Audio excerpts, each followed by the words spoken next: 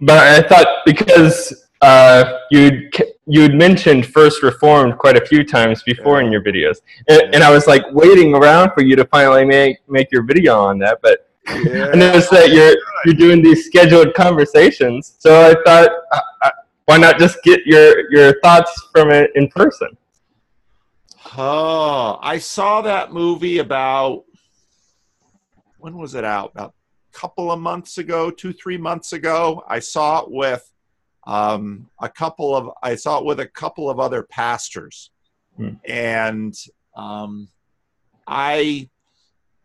you have to know. So Schrader is a product of the Christian Reformed Church, and he is a product of Calvin College. He went 2 years to Calvin College and then out. And then, of course, he went to Hollywood.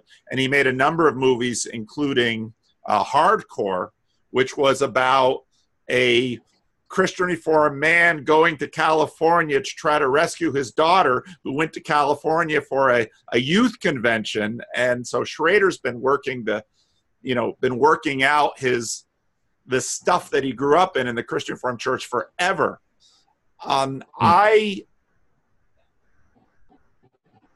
I always have such issues with Hollywood pastors. They're so, I don't know, maybe that's what other pastors are like, but I don't know. They're unreal. Is it like they're always lying? Like the Peterson critique? Yeah. There's a lot of that. Pastors are, there's a great quote. Pastors are quivering masses of availability. And actually, I just had a conversation with someone this morning who was talking to me about, he kind of went to church and he sees priests, and the one word, he's a European, the one word he has for priests are that they're soft, in that all they do is try to please people or manipulate people by what they say. And I think that's exactly what Peterson talks about in terms of pastors lying. What about so you saw the movie? What about the movie struck you? Well, I watched it with my family, and they're very much more in the just watching movies for their entertainment value. And so this one being kind of more artistic and more confusing, especially with the ending, I think for them it definitely wasn't as enjoyable, especially the strange ending. What I found interesting is kind of the inner life of the pastor, especially a small town pastor, and like the conflict between the small town pastor and then this bigger corporation pastor that kind of has encapsulated him and his church even. And like there's this duty basically to the higher up, because I mean they're the ones that are sustaining you, but still that almost like a betrayal for his calling in what he feels he should be doing. It's kind of, I didn't read much of Kierkegaard, but it seems like a lot of what his critique of Christianity was how it gave people a comfort. And if you're actually taking Christ's words truly for what they are, they're the least comfortable thing that you should be accepting. It's like, carrying your cross to your inevitable doom, or going through the torture of existence itself, and then doing it through faith. It is, it's not exactly something that appeals to a broad audience, which is like the clear distinction between the prosperity gospel churches and then the Kierkegaards or the pastor in the film. What was his name? I don't remember. Yeah, but I thought that set up, even though he needed to do a little bit more research on prosperity churches, because it was a little 1970-ish. But Schrader isn't getting any younger. But I thought that setup was genius, and in many ways set up a lot of the dynamics of the American church, where you have the booming evangelicals that are sometimes trite, money oriented. I mean, that it gets exemplified in the prosperity churches, of course. And then you have the mainline, which, I mean, in the movie, his church is actually a museum, and he gets to preach on Sunday, but you get the sense that his day job is a museum. That's what he's doing. And by the beneficence of the prosperity pastor, we'll keep your salary, we'll keep you in the building, you can have your little sermons for 12 people on Sunday, and you know, and then the big donor comes in and gets ticked off at, you know, the environmentalism that he suddenly gets awakened to and radicalized. The most well, I don't know. This is a deep movie, and I've got to see it 2 or 3 more times. Now, okay, spoilers here. So if you haven't seen First Reformed, you better stop listening now, because I'm going to say some things that are important, and they come at the end. But when he, you know, okay, so at the end, of course, there's so many interesting things at the end where he wraps himself in the barbed wire.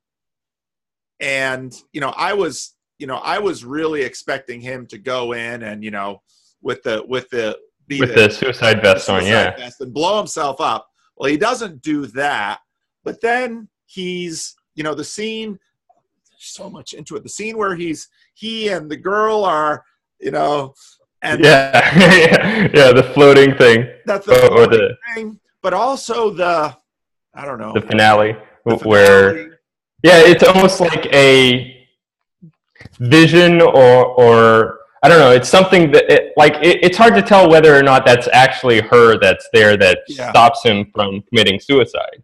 And maybe that doesn't exactly matter, I guess. But yeah, it's very strange, because like all through the movie, it's like this guy's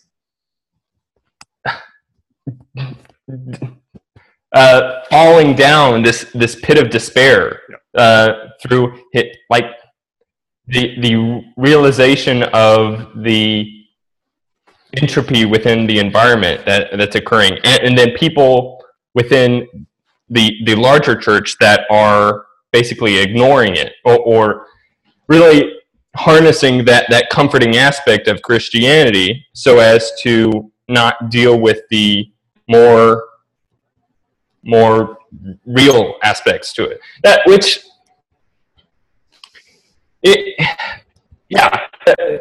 seems like a fair criticism of modern Christianity, or at least the skin deep version of Christianity as something that allows people to go on with their day-to-day lives. And as for like Kierkegaard or Dostoevsky, who they're trying to bring back the underpinnings of it, like in the Grand Inquisitor of Dostoevsky, talks about how the Catholic Church has locks up Christ, but still leaves the door open to him for people to be introduced to him in some way. But it's like, I don't remember who this quote was from, but it was something like the church is the thing that keeps man separate from God. But it's kind of a twofold thing, because the church is supposed to be what brings man towards God, but the church is always kind of there as the intermediary between the two. And because if man was to be fully connected to God, or like to experience God in all of his terror and might, I mean, it's just like in Exodus, where Moses comes down from the mountain, and the people can't even look at him because his face is glowing. It's right.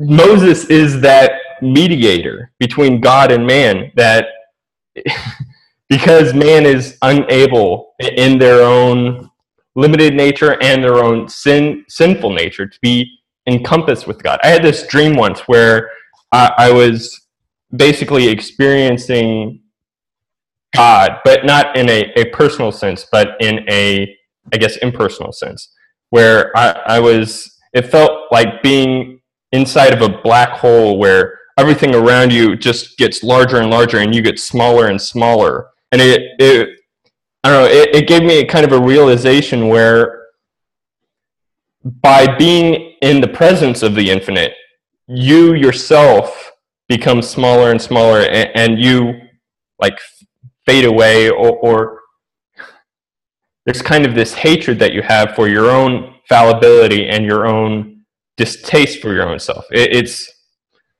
the ego is very willing or desirous of holding on to what it actually has, and so when it's put into a situation where it is could potentially lose that by experiencing God in His fullness, you either latch onto what you know, what you have, which is yourself, and then that's the barrier between you and actually experiencing the glory of God in His almightiness, I guess. Well, I think you put it well. A lot of people, if I say something like, well, if you present them with some of the things that you just talked about in terms of the Old Testament, that, well, why can't we see God? To ask a question like that reveals an inability, a lack of imagination in terms of what God might be and how being in the presence of God, what that might do to you in terms of how you see yourself. You know, and I think bringing in Kierkegaard and Dostoevsky in terms of that movie is really very right, because both the Abundant Life Prosperity Gospel Church and the mainline museum are exposed as being, they're both exposed as, how to say it, they're both exposed as being inauthentic falsities, lying. They're lying churches. And so you've got the main line that, you know, he gets awoke and he's going to take on the environmental movement. They used to be a stop in the Underground Railroad. I mean, that's what they're riffing on. The Prosperity Church, they don't want to get into politics at all, and shut up about the industrialist who's, you know, polluting the earth. And you know, it just lays out the poverty of the church on the American scene. And no, in that way, I thought the movie was genius. I thought the movie disappointed in its, you know, in a sense, you know, as a pastor, the movie peers into the heart of the tortured pastor. But I guess to me, what's frustrating about that is most good pastors I know are tortured to one degree or another. You can't do this work without a degree of torture, because you are always being faced, on the one hand, with the pain of this world, which is ever present, because people come to you with their pain because they're in pain and they need help. And pain shared is pain divided. But as a pastor, you want to imagine that you can resolve their pain, and more often than not, you can't. And so you could, let's say, go the one route and says, well, the church ought to always be able to immediately heal the sick. That's the Galilean ministry. The irony of the entire ministry of Christ is that he comes to a point where the only way he can actually address the suffering of the world is to take it all on himself. And so, again, towards the end of the movie, we've almost got the moment of thinking, I can't think his name. Think of his name too. Is the pastor going to take on the sins of the world? And obviously, well, so first he's going to be a suicide bomber. Well, Jesus wasn't that. Jesus didn't say, "I'm taking you Romans with me." No. So then he wraps himself with the. Well, hold on. When he was watching the video, the suicide bomber that of the video he watched, like the people around it were all okay. So it seemed like it was a explosion that was smaller in scale. I don't know if like it would take on the entire church itself, but I remember seeing like this person just walking out in the open in the video that he was watching, and then the people around him were still like getting up. So it could be that he had a large enough amount of explosives to blow up the entire thing. But anyway, he wasn't willing to risk at least hurting the woman. Right. So that's an interesting point that I didn't catch. So you think perhaps he was willing to, in a rather exhibitionist way, take his own life as a martyr, but not take the rest of the museum and the industrialist with him? Now, I don't think he had enough to actually take on the entire thing. I think it was definitely like a Buddhist monk lighting himself on fire, something like that, where it was an expression of the point that he's trying to get across. He obviously didn't care much whether or not the people, all these higher up businessmen got injured at all from the explosion. But as soon as she came, that's when he knew he couldn't risk her or her unborn child's life within her to be damaged, or especially psychologically damaged maybe from that. Yeah. Well, it's interesting how in the movie, none of the pastors or the churches actually bear witness to Christ in a way that the imagined viewer of the movie could respect. What do you mean by that? Well, so we know that the mainline pastor is drinking himself to death, and he's, when confronted with, "Hey, what's with all the bottles in the trash here, buddy?" So the mainline pastor, well, he's got a drinking problem. He's about to have a problem with a young hot widow. He's flirting with becoming an eco-terrorist. The prosperity. He had an extramarital affair with the woman that was trying to help him. That's right. That's right. I forgot about that. So he had an affair. He calls off the affair and this woman seems to deeply care for him, but she high up in the prosperity church and leading that, watching that little quartet sing at the woman's direction, that just brought me back to how many painful church services in the 70s. It's like, oh, Schrader, if you only went to a church like this currently, you'd have so much more material to work from. Yeah, I mean that's kind of the thing that strips off the veil of the church, where actually, like, when you experience church, like, and you hear the magical singing and the organ playing, it's all expressions of God. But when you're within the church and you're like listening to them going through the practice, it completely ruins the illusion. It's like learning a magician's tricks from the inside, kind of. Well, and I sometimes look at some of John Christ. He's a comedian. He had this Church Hunters video that have part 1 and 2, where you had this young couple doing their church shopping, and they're going through all that they're looking for. And I watched this and I'm thinking, Schrader, if you only knew that it is so much worse than what you're portraying. And well, maybe not so much on the mainline side, because I think Schrader, he's been hanging out with the mainlines. That's where he's been going to church. And, when you look at other videos where he talks about, where he himself has gone in terms of his Christianity.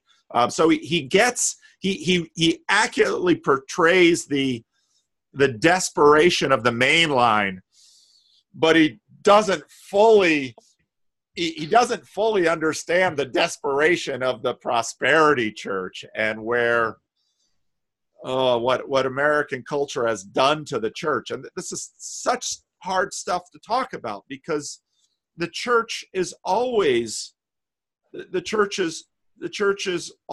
in this world a compromised witness, because our capacity to bear witness to Christ, yet on this side of our consummation, is in fact compromised, and it's compromised by us. And so I think that aspect of the movie, well, I mean, bringing it back to Moses, like, God has the desire to kill all the Israelites because they created this idol, and Moses is the one like, don't do that, gosh, that'll just put an entirely bad name on yourself. It's like, yeah, the role of those that can experience the infinite is to, like, it feels weird to say, but like, water it down so that those that can't experience it in its fullness can at least have something, and then hopefully come to a greater place, like Joshua becoming that next Moses, essentially. Yeah. Which kind of brings me, I guess, to some sort of theme within the movie, because there was the woman that he had the affair with that actually loved him and saw how he was destroying himself, both psychologically and physically, through his drinking, and her desire to keep him from doing that. But for the pastor himself, her being near him was a constant reminder of,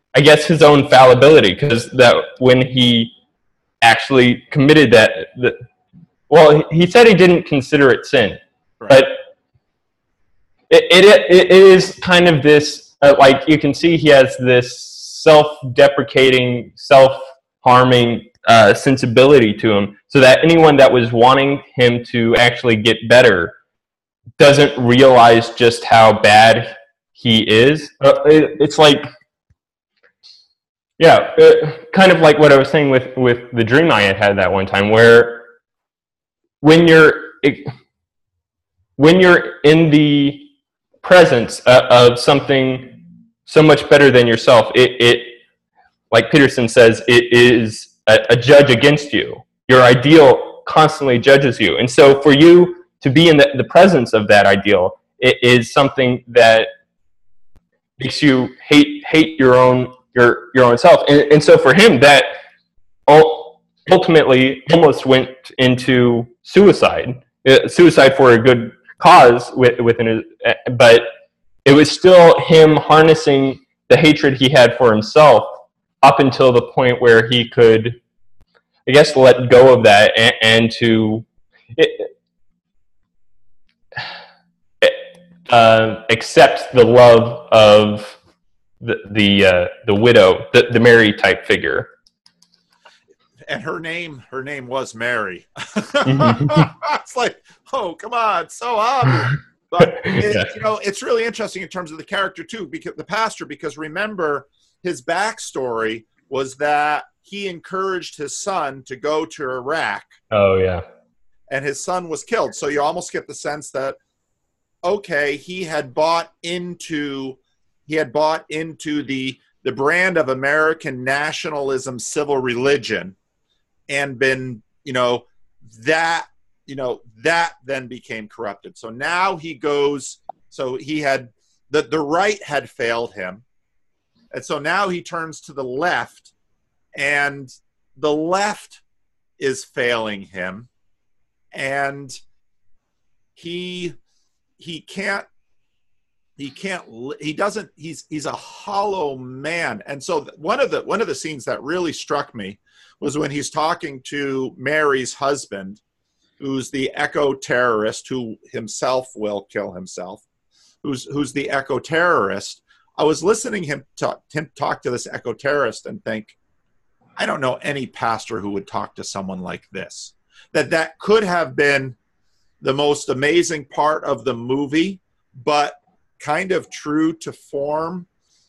The pastor's words were so completely empty and bankrupt, and the pastor knew his admonitions were bankrupt. He had nothing to say to this individual who was looking at and I know I always get crap for this in the comment section. I'm not a climate change skeptic, okay? So I get crap for that. But look at the sobering prognostications in terms of what we are pumping into the atmosphere and the oceans in terms of unleashing carbon via fossil fuels.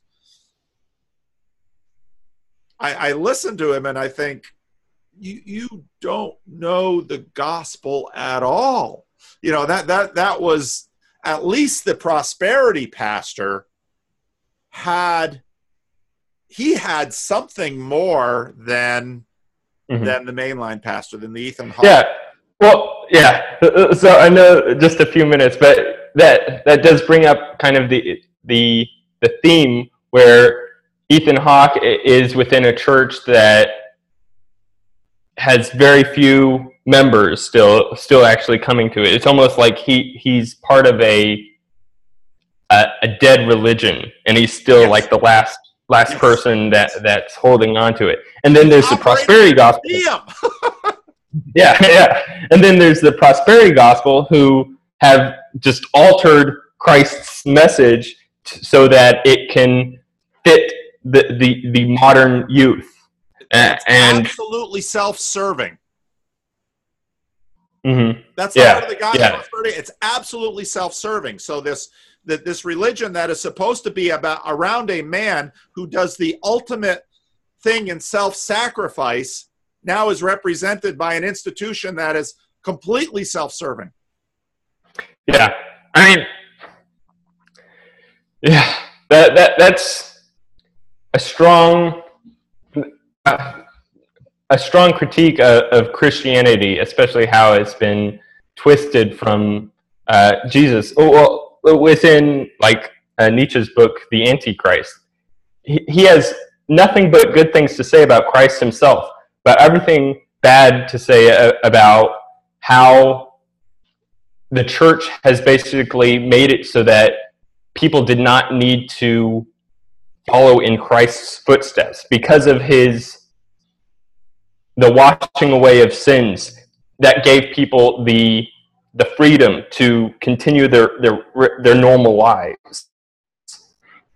But it's still necessary, because if you are in such a position that, say, you hate yourself and what you've become, you need some sort of method of actually reviving your spirit. Because if you have complete nihilism and hatred for yourself, that gives you absolutely nothing that you can do in order to continue forward. Anyway, the two sides of it are, you've got cheap grace on one hand, Bonhoeffer's term, where Jesus says, "I died for your sins." You say, "Thanks," off I go. And then you have the Messiah complex on the other, which says, "I don't need a savior; I'll save myself." And it's the two different sides of it. Now, I don't think the mainline pastor doesn't know grace in the movie, because he is trying to save the world, and he becomes the martyr. And that's part of the reason that I always use the Heidelberg Catechism structure in my sermons of misery, deliverance, gratitude, because the antidote to cheap grace is not moral castigation, it's gratitude. Because the problem with addressing cheap grace with law is that it also empties Christ and Christianity of the gospel. Then it just becomes more self-salvationism. And so I think the Heidelberg Catechism nicely sets it up and says, misery, first of all, you can't save yourself. And that addresses both, because to the messianic person, you're not God enough to save yourself or this world. And to the cheap grace people, you have no idea, and this is one thing I love about Peterson, you have no idea about your capacity to destroy yourself and the world and do it willingly and happily. And all along the way, think you're a pretty good person. That's who we really are. And that's how bad we really are. And so, you need a savior as big as Jesus to do it for you, because you can't do it yourself. Okay, now that he's done it, now what? If you say, "Oh, gee, thanks," you're still you don't get it. You don't see yourself. And this is where you get into John Calvin's point that in order to know the gospel, you must know yourself and you must know God. Because they both work together. And I know that goes in a lot of interesting ways, but sorry to jump in with a sermon. I don't have a 1 o'clock, so we got a little bit more time. So, okay, yeah. I guess just kind of finishing up. Yeah, I see how much of the movie is about a man who has lost his faith and has lost grace. Like he's lost all of the cheerful acceptance of suffering, and it's just accepted kind of his punishment of suffering. Yeah. There's no hope for the man. There's no hope in his world. And the only hope is Mary and the baby that she has, which for me, when he ends up making out with her, it's like, that just was crushing, because maybe she represents redemption in the movie and hope for a future, because remember, her husband did not want to have a child because there's no hope in this world, and she wasn't ready to buy that. And it's like, Pastor, if you could, it's right in front of you. Well, maybe that's why Schrader has Mary pregnant at the end of the movie. Maybe that's the hope in the movie. I don't know. But the pastor can't keep his hands off her. Yeah. It's kind of like 3 different positions that are all not well fitting with each other. Like right. Mary, who is kind of like free of inhibitions somewhat, and is willing to do this weird kind of sexualized thing with the pastor without. I mean, there was no, like, within her own mind, I don't think there was any sexual aspect to it, but I don't know, just watching it is very strange. The making out with her, I mean. Oh, yeah, at the very end. And that's, the weird thing I could say, okay, I could go there symbolically, but when at the end he's just making out with her, it's like, oh. The one piece of hope in the movie, pregnant Mary, that no one else can see, maybe, I don't know, who knows, no images. I reread, I had a long car trip yesterday. I reread the audiobook, re-listened to Amusing Ourselves to Death, and I always feel a little guilty listening to Amusing Ourselves to Death just because of the book. But, it's, where was I going with this? Well, she's, she is kind of the hope in the movie. And when you make it, here's the crazy thing about images. When you make an image, this is partially true of literature too, also true of literature, you never quite know all that the image will communicate. And movie makers have that a lot. Really good movies, probably even the makers of the movies didn't think through all of the interesting lines of what they created. That doesn't mean that it's detached from it, but it's just fruitful that way. So anyway, well, you didn't tell me anything about yourself. Who are you, John? And yeah, sorry about that. You want me to pause it now so that doesn't go on YouTube? I don't know what you want to do. No, that's all right. I'm kind of, I guess, a middle of the ground type religious person, where my parents are kind of ex-hippies and kind of took on the position of anti-establishment religion and are more involved with the like Hebrew roots. I don't know if you're familiar with any of that. It's the Christian, Messianic Jewish, yeah, the Messianic Christian community. Yeah. And so I wanted to get a fuller understanding, I guess, of my own, or a fuller understanding of what religion was, I guess. And that's how I kind of started to get involved with Peterson. And then from him just kind of expounding outwards into a lot of other different types of fields and things like that. It's very interesting because, like, originally, like, listening to Sam Harris on Joe Rogan podcast, I recognized within myself that I guess I didn't have the strong enough roots to combat Sam Harris's types positions, and like I knew that if I were to go further down that road, I could very easily become a Sam Harris type or atheist type, objectivist type, something like that. And so I kind of flocked over to Peterson to get a better understanding, and I think that's just been so much more helpful for myself and my walk and trying to understand all of this. It's been actually just great for me. And so for the last year, I've been involved with an online Jordan Peterson just kind of discussion group where we went through his lectures and some of the recommendations of his books that he's done, and we kind of like meet each week and talk about it. So anybody listening, if you want to join, it's the jordanbpeterson.community is our website, and it has like all the different links to the group and the forums, things like that. And so if you want to participate, we host it for anybody to join. But yeah, and I don't know why I really scheduled a meeting with you. It's just something very strange to see, like a YouTuber to do this type of thing where I guess that's what I consider you, is some sort of YouTuber. I'm a YouTuber.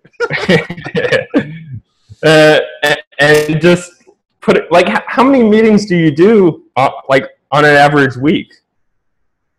It's growing. Yeah, because I noticed your schedule and you have like, it's mostly blocked for this day. You got to like schedule it 2 days in advance, depending upon how long of a conversation you want to have too. It's so cool that you're actually doing this.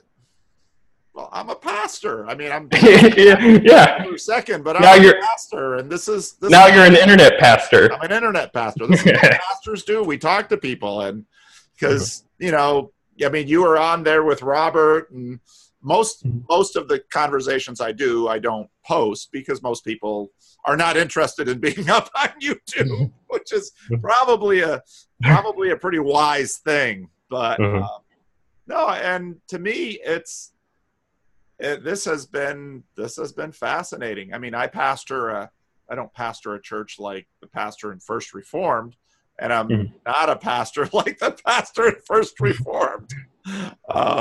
But no, to me, this is cool. This is just fun. So, and the fact that anybody else cares to watch, just cool. Yeah, it's so weird. like from your channel, I've been also been watching Noden and Network. Yeah, and he's got such in-depth stuff, and like I'm reading Maps of Meaning now, and like he's bringing a lot of the pieces together. It's so incredible, this weird expansion that Peterson has, and then like everyone connected to him kind of has too. It's super nerdy. It is super nerdy. Well, thank you. But it's fun. This is fun. So what is that website again? Say it again. Jordan. Yeah, it's .community. Yeah, .community. And yeah, we meet up every Friday night and Saturday morning, and then we usually have like a regrouping call or something on the Sunday after that. But And you have how? Is it? Oh, it's just online. It's an online thing. So we've got people in India, Australia, places in the U.S., Is Sweden it a as well. chat room or is it a Discord server or how do you do it? It's like this. It's a video call. Okay. Yeah, that we do. Mm-hmm. Oh wow! So you might get a few more after I post this. Yeah, hopefully. I mean, it's still pretty small. So if anyone wants to join, you are more than welcome to participate. So okay. Well, there you go. Well, thank you, John. Great talking. Yeah, thank you, Paul. Yeah, thanks. This was Bye-bye. great. Nice.